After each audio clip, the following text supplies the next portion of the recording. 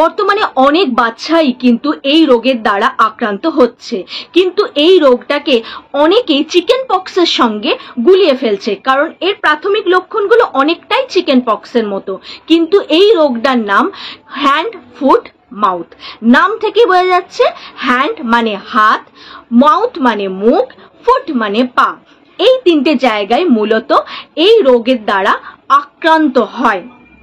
কিন্তু এই রোগটা মূলত 5 বছর কম বয়সীদেরই কিন্তু হয়ে থাকে, কিন্তু যেহেতু এটা খুবই সংক্রামক রোগ, তাই একজনের থেকে একজনের ছড়িয়ে পড়ার সম্ভাবনা ভীষণ বেশি, তাই প্রাপ্তবয়স্কদেরও কিন্তু এই রোগ হতেই পারে। চলো আজকে তাহলে জেনে নিই এই হ্যান্ড ফুট মাউথ কিভাবে ছড়ায়, লক্ষণগুলো কি, এবং এর দ্বারা আক্রান্ত হলে আমাদের বাচ্চাদেরকে আমরা কি কি উপায়ে সুরক্ষিত করতে পারবো এবং তাড়াতাড়ি উপশম করতে পারবো। যখন কোনো বাচ্চা এই রোগের দ্বারা আক্রান্ত হয় তখন একদম প্রথম পর্যায়ে তার জ্বর আসতে পারে, সর্দি করতে পারে, পেটে ব্যথা হতে পারে, গলা ব্যথা হতে পারে, বা তার খাওয়ার ইচ্ছেটা একদম চলে যেতে পারে, এবং তারপরেই দেখা যায় মূলত তার হাতের এই জায়গাগুলো, কুনুইয়ে, তার হাঁটুতে, তার পায়ে গোড়ালির অংশে, তারপর তার প্রাইভেট পার্টের সাইডটায়, এইসব মুখের এই জায়গাটায়, এইসব জায়গায় উজ্জ্বল গোলাপি রঙের বা ছোট ছোট দাগ প্রথমে দেখা যায়, তারপরে সেটা জল ভরা ফোস্কার মতো হয়ে ওঠে, যেটা দেখতে অনেকটাই কিন্তু চিকেন পক্সের মতো, এবং সেটা ক্রমাগত চুলকাতে থাকে, এবং সেই জায়গাগুলো এতটাই চুলকায় যে বাচ্চা প্রচন্ড খিটখিটে বা অস্বস্তি অনুভব করে। এই রোগের দ্বারা কোনো বাচ্চা যদি আক্রান্ত হয় তাহলে চিকেন পক্সের মতো অতটা, এই ভাইরাস জনিত রোগটা অতটা কিন্তু ভয়াবহ আকার নাও ধারণ করতে পারে, অতটা কিন্তু ভয়ের কারণ নয়। এটা মূলত 10 দিনের মধ্যেই, 7 থেকে 10 দিনের মধ্যেই এটা ঠিক হয়ে যায়। কিন্তু এই রোগটা যখন যেই মুহূর্তে তার শরীরে ভাইরাসটি আসে এবং রোগটা প্রকাশ পায়, সেই সময় মানে প্রথমের দিকটা ভীষণ রকম সতর্ক হওয়ার সময়, কারণ এই সময়টায় সংক্রামক যে বলছি আমি এই রোগটা, এই সংক্রমণ হয়ে যাওয়ার সম্ভাবনাটা খুব বেশি থাকে। তারপরে ধীরে ধীরে সেই জল ফোস্কাগুলো যেগুলো আস্তে আস্তে শুকোতে শুরু করে, এবং আস্তে আস্তে আস্তে সে কিন্তু সেরে ওঠে। আর 2 বছরের কম বয়স যাদের, যেসব বাচ্চাদের, সেই সব বাচ্চাদের ক্ষেত্রে কিন্তু এই রোগটা হতে পারে। সারতে একটু বেশি সময় লাগে, কিন্তু খুব বেশি ভয় পাওয়ার কিছু নেই। তবে হ্যাঁ, ভয় পাওয়ার কারণ কখন কখন হয় সেগুলো আমি পরবর্তীকালে ডেফিনেটলি আলোচনা করব, একটু ভিডিওটার মধ্যে থাকো। এই রোগটা ছড়ায় কিভাবে? কারণ দেখা গেছে বাচ্চা স্কুলে গেছে, বাচ্চা ডে কেয়ার সেন্টারে গেছে, বা বিভিন্ন এক্সট্রা কারিকুলাম অ্যাক্টিভিটির ওখানে যায় বাচ্চারা, সেখানে কোনো বাচ্চা এই রোগের দ্বারা আক্রান্ত হয়েছে, বা কোনো সংক্রামিত ব্যক্তির সংস্পর্শে এই বাচ্চাটি এসেছে, এর ফলে বা তার হাঁচি কাশির মাধ্যমে, বা তার হাত মুখ এইসব কোনো জায়গাতে হয়েছে যেখানে সেখানে সংস্পর্শে এসেছে, সেই জায়গাটা স্পর্শ করেছে, বা তার খাতা, বই, পেন্সিল, জলের বোতল, টিফিন বক্স, এই সমস্ত কিছু, সে যে দরজাটা ধরছে সেই দরজাটার নব, হ্যান্ডেল, কোনো কিছুতে সে একই রকম ভাবে সেও স্পর্শ করেছে সেই সব জায়গাগুলো, এবং তাকেও স্পর্শ করেছে। এর মাধ্যমে যেহেতু এটা সংক্রামক, তাই ওর থেকে এই বাচ্চাটি, এই সংক্রমণটি ছড়িয়ে পড়েছে, এবং এই বাচ্চাটিও কিন্তু এই হ্যান্ড ফুট মাউথ এই ভাইরাস দ্বারা আক্রান্ত হয়েছে, এবং রোগটা তার মধ্যেও প্রকাশ পাচ্ছে। তাহলে এই সব ক্ষেত্রে আমাদের কিছু বিধিনিষেধ অবশ্যই পালন করতে হবে।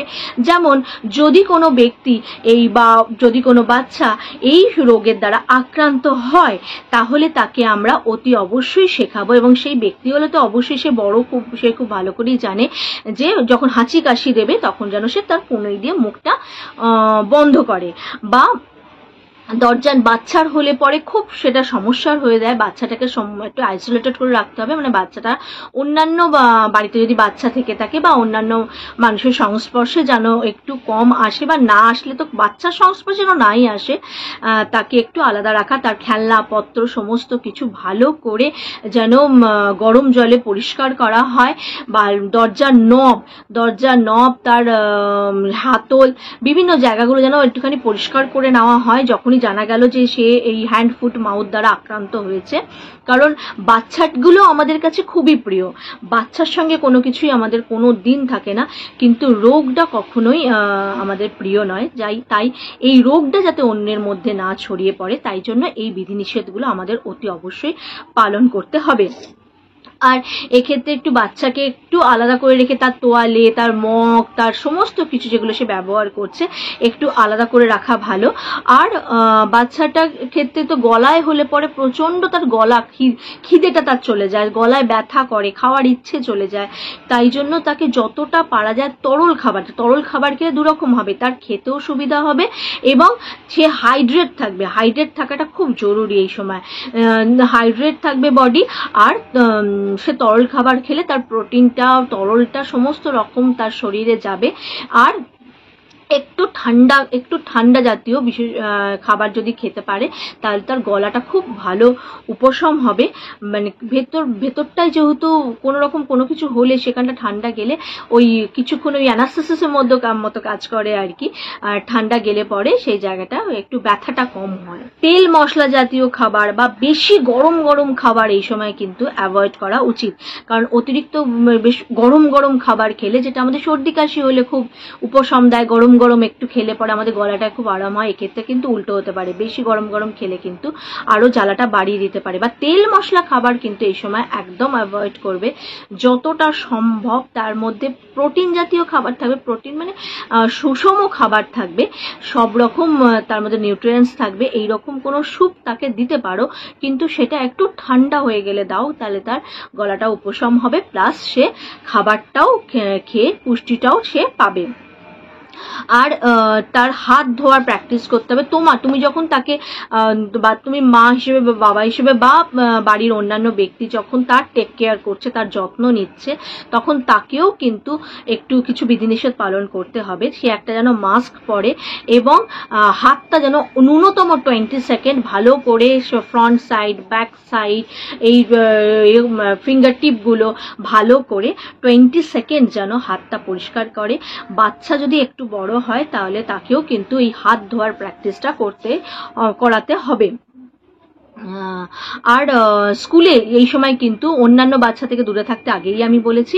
আর স্কুলে পাঠানোটা তাকে বন্ধ করতে হবে, বা স্কুলে বা অন্যান্য যে কোনো জায়গায় যে যায় বাইরে বেরোনো বা অন্যান্য বাচ্চার সংস্পর্শে আসা, অন্যান্য ব্যক্তির সংস্পর্শে আসা, এগুলো অতি অবশ্যই তাকে কদিনের জন্য বন্ধ করতে হবে। এক্ষেত্রে সেও অনেকটা রেস্ট পাবে, ঘরোয়া পরিবেশে থাকতে পারবে এবং অন্যান্য বাচ্চারও তার থেকে হয়ে যাওয়ার সম্ভাবনাটা কমবে। বেশি সময় লাগবে না, 7 থেকে 10 দিনের মধ্যে সে কিন্তু রিকভার করে যাবে এবং সে আবার তার দৈনন্দিন জীবনে ফিরতে পারবে। স্কুলেও এই একই কথা বলবো। স্কুলের যারা আছেন, যারা প্রথমে একদম বাচ্চাদের কাছাকাছি আসেন, তারা যদি দেখতে পান বা দিদিমণিরাও যদি দেখতে পান যে তার বাচ্চার মুখ, হাত এরকম কোনো জায়গায় এরকম কোনো কিছু র্যাশ বা জল ভরা ইয়ের মতো ফোস্কার মতো দেখা যাচ্ছে, তাকে যেন ইমিডিয়েট স্কুল থেকে সাবধানে বাড়ি পাঠিয়ে দেওয়া হয়, যাতে অন্যান্য বাচ্চাদের আমরা সুরক্ষিত রাখতে পারি। এবার প্রশ্ন আসছে যে এটা কি এমনি হবে আর এমনি চলে যাবে, কখনোই কি ভয়ের কারণ নেই? না, আছে। কখন আমরা একটুখানি চিন্তা করবো এবং অতি অবশ্যই তাড়াতাড়ি ডাক্তারের কাছে যাব, যখন দেখবো বাচ্চার জ্বর 3 দিনের পরেও কমছে না। এর ক্ষেত্রে কিন্তু 3 দিন পরে কমে যাওয়ার কথা, কিন্তু বাচ্চার জ্বর 3 দিন পরেও কমছে না। বাচ্চার চুলকানিটা, মানে যে চুলকোনোটা কিন্তু আস্তে আস্তে কমে যাওয়ার কথা, যত শুকোবে চুলকোনোটা কমে যাওয়ার কথা, কিন্তু চুলকানিটা কমছে না। সে দুর্বল হয়ে পড়ছে, সে মিনিমাম জল বা তরল জাতীয় খাবারগুলোও সে খাচ্ছে না, কারণ তার জল যদি না খায় বা তরল জাতীয় খাবারটা যদি না খায় তাহলে কিন্তু সে পুষ্টির অভাবে পড়ে যাবে এবং ডিহাইড্রেটেড হয়ে যাবে। এই সমস্ত ক্ষেত্রে সে ঝিমিয়ে পড়ছে। এই সমস্ত রকম ক্ষেত্রে কিন্তু আমরা কোনো রকম ঘরোয়া টোটকা পালন করব না, কোনো রকম টাইম আর ওয়েস্ট করব না, যত তাড়াতাড়ি সম্ভব তাকে ডাক্তারের কাছে নিয়ে যাব।